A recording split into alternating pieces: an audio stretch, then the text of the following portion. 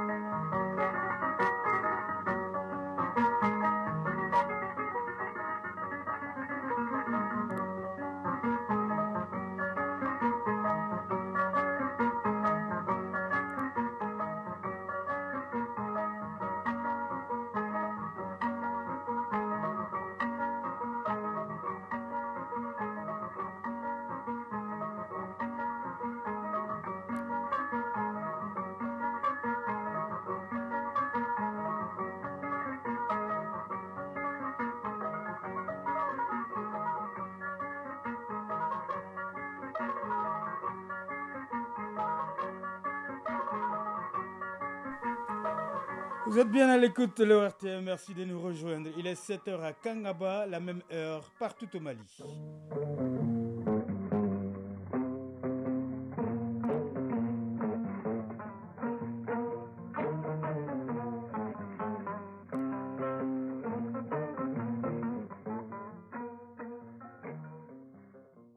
Le journal Kodi Sibi. Mesdames, Messieurs, bonjour. La section Bamako-Koulouba-Kati, c'est la bretelle d'accès à l'hôpital du Point G, connaîtront un tout nouveau visage dans 3 ans. Les travaux d'aménagement et de réhabilitation ont été lancés hier par le président de la transition, colonel Assimi Goïta, à la grande satisfaction des populations sorties nombreuses pour saluer les autorités.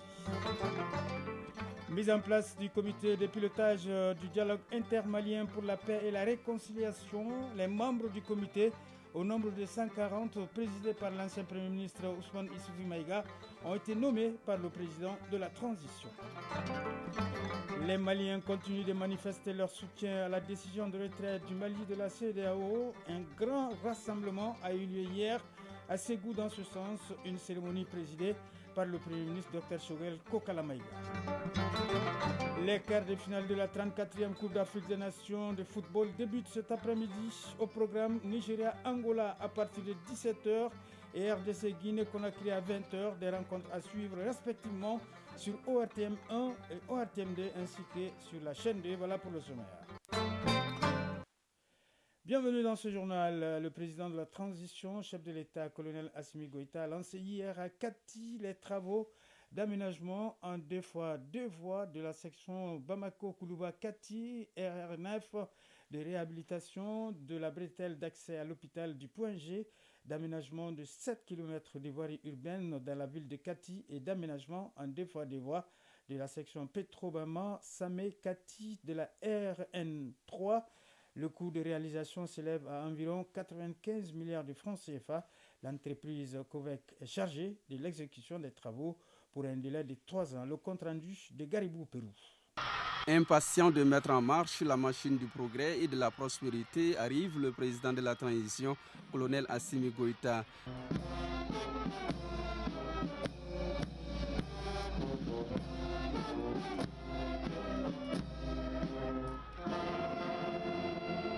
Drapeau en main, le président Goïta lance les travaux 2 fois 2 voies Bamako-Koulouba-Kati. Relier Bamako-Koulouba-Kati et inversement avec moins de risques d'accident et en un temps record, c'est la possibilité qu'offrent à l'avenir ces réseaux routiers.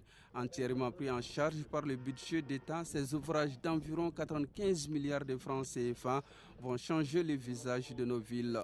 Colonel Assimi Goïta, président de la transition. Nous rendons grâce à Allah le Tout-Puissant qui nous a permis ce jour de poser la première pierre des travaux d'aménagement en 2 fois 2 voies de la section musée Bamako-Koulouba-Kati, GMS Samé-Kati, la bretelle d'accès à l'hôpital de Point G, aussi 7 km de voirie pour la ville urbaine de Kati. Nous pensons qu'aujourd'hui, ce projet est conforme à la vision des autorités de la transition qui est de moderniser toutes nos villes et de doter toutes nos villes des infrastructures adéquates routières. Le confort, la sécurité, la fluidité du trafic, cette vision moderniste du président Goïta qui se concrétise demande l'implication des populations. Nous le savons tous, les travaux d'aménagement vont toujours effectivement causer des désagréments au sein de la population. Et nous demandons à la population d'accompagner l'entreprise qui est en charge de ces travaux. Mais la finalité est que ce projet va permettre d'assurer la fluidité de nos différents axes routiers et surtout d'accroître la sécurité des différents usagers. Donc nous tenons vraiment à remercier Madame la ministre des Transports et ses collaborateurs et surtout à remercier la population. Les réseaux routiers Bamako-Kouloubakati datent depuis les indépendances. Ils ne répondent plus au trafic des villes en croissance constante. Le projet 2x2 voies est initié dans le cadre de la mise en œuvre de la politique nationale des transports, des infrastructures de transport et de désenclavement. Une action publique tant attendue par les populations. Pour la circonstance, elles sont sorties par milliers pour voir le président Goïta, du moins le cortège. Sans surprise, le président Goïta s'adonne à un bain de foule, histoire d'être plus proche de son peuple. Des chants et cris de joie, des gestes cherchant à l'approcher pour lui serrer la main. Une scène qui témoigne son lien avec Bamako-Kouloubakati. Rendez-vous est donné d'ici à 3 ans pour mettre en service ces réseaux qui répondent aux normes requises. Sur un autre plan, un décret publié ce 31 janvier 2024 officialise la mise en place du comité de pilotage du dialogue intermalien pour la paix et la réconciliation. Le président de la transition, colonel Assimi Goïta, a nommé les membres du comité composé de 140 membres et présidé par l'ancien Premier ministre Ousmane Issoufi Maïga. La mise en place de ce comité répond à une promesse du chef de l'État, Mahamadou Koné. La nomination des membres du comité de pilotage du dialogue intermalien pour la paix et la réconciliation est l'aboutissement d'une volonté du président de la transition. Nous sommes le 31 décembre 2023. Le colonel Assimi Goïta s'adresse aux Maliens. Dans son message, il indique avoir pris l'option de privilégier l'appropriation nationale du processus de paix en donnant toutes ses chances à un dialogue direct intermalien. Par la même occasion, le chef de l'État annonce la mise en place prochaine d'un comité chargé de piloter ce dialogue. C'est désormais chose faite. 140 personnalités maliennes sont désignées pour faire partie du comité présidé par l'ancien Premier ministre Ousmane Issoufi Maïga. Toutes les couches socio-professionnelles, militaires, paramilitaires et civiles, les regroupements et organisations de la société civile, les représentants des différentes communautés, les leaders religieux et coutumiers, les partis politiques, bref, toutes les sensibilités y sont représentées. Ces Maliens, hommes et femmes, qui ont eu la confiance du président de la transition, ont la lourde tâche de produire un rapport qui sera le soubassement de la paix et de la réconciliation entre les fils et filles du pays. L'ambition, comme le souligne le colonel Goïta dans son message de Nouvel An, est de bâtir des actions pérennes de développement fondées sur l'unité nationale et le vivre ensemble. Le fil conducteur est donc connu, mais la ligne rouge aussi est marquée, puisque l'unicité, la laïcité de l'État et l'intégrité du territoire, selon le président, ne feront pas partie des sujets de discussion. Radio Mali à Ségou et environ 96.8 MHz en FM. À la place de l'indépendance de Ségou, une mobilisation de l'ensemble des forces vives de la région a eu lieu hier après-midi. À l'instar des autres régions, une manière pour la population d'exprimer son soutien aux autorités de la transition suite à leur décision de retrait de la CEDEAO. Et c'est le Premier ministre qui a présidé cette cérémonie. Ramata Konaté pour les détails. Hymne national des 3 pays de l'Alliance des États du Sahel, AES, Mali, Niger, Burkina Faso, AES maintenant et toujours, assumons-nous pleinement et souverainement. Autant de messages d'encouragement, d'union, de solidarité et de confiance à l'endroit de ces pays suite à leur décision de retraite de la CEDEAO. Des messages véhiculés au cours de cette mobilisation de l'ensemble des forces vives de la région de Ségou. Mamadou Silla, coordinateur des associations et mouvements de soutien à la transition. Pour la création de l'AES, Alliance des États du Sahel, et la prise de décision de retrait de nos États de la CEDEAO. Cette décision tant attendue est et demeure la nôtre.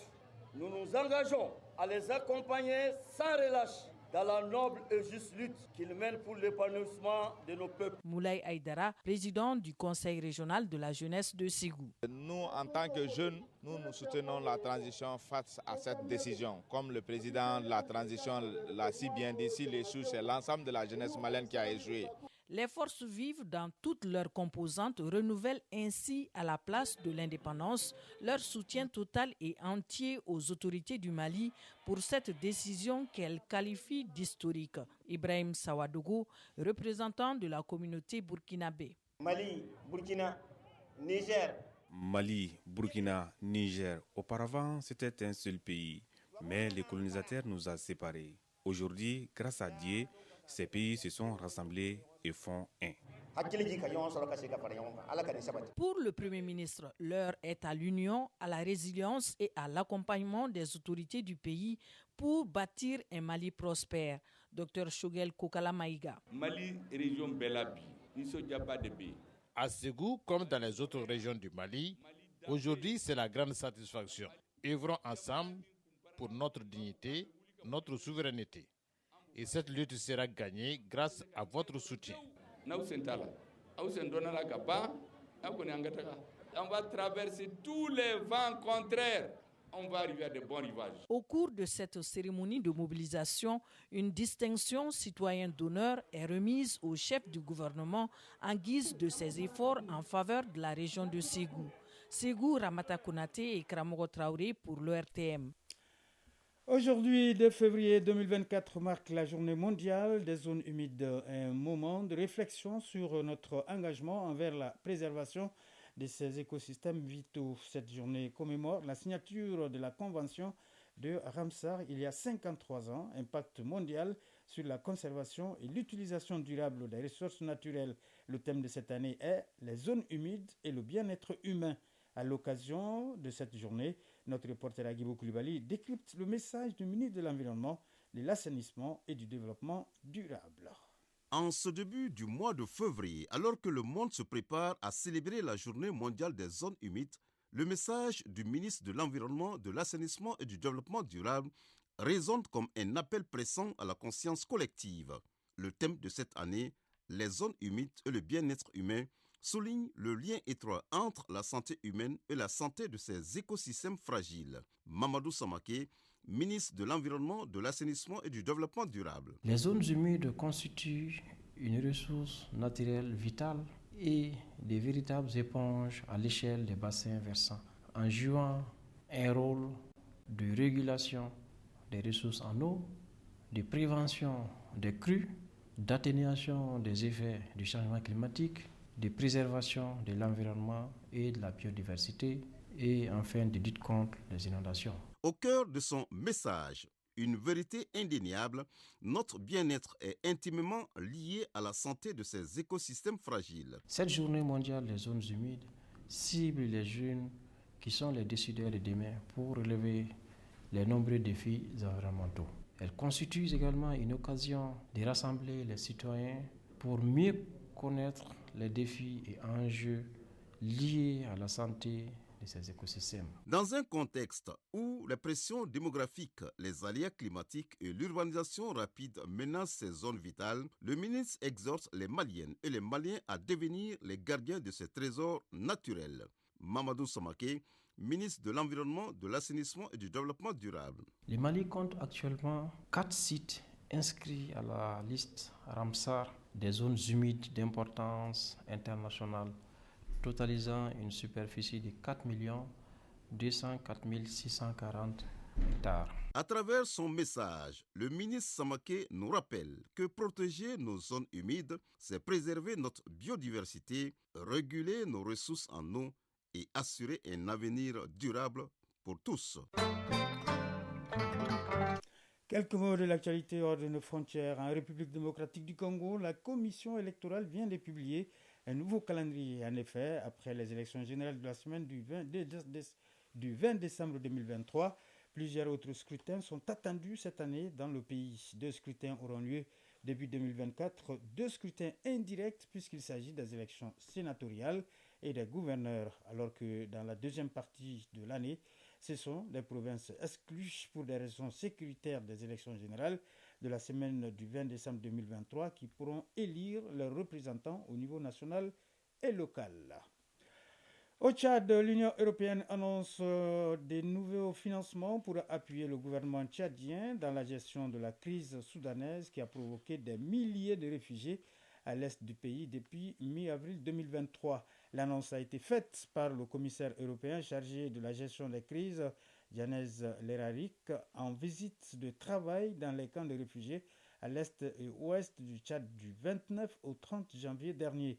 Les combats au Soudan entre l'armée et les paramilitaires ont déplacé près de 8 millions de personnes avait donc déploré le 31 janvier 2024 en visite en Éthiopie le haut-commissaire des Nations Unies aux réfugiés en appelant à les aider d'urgence.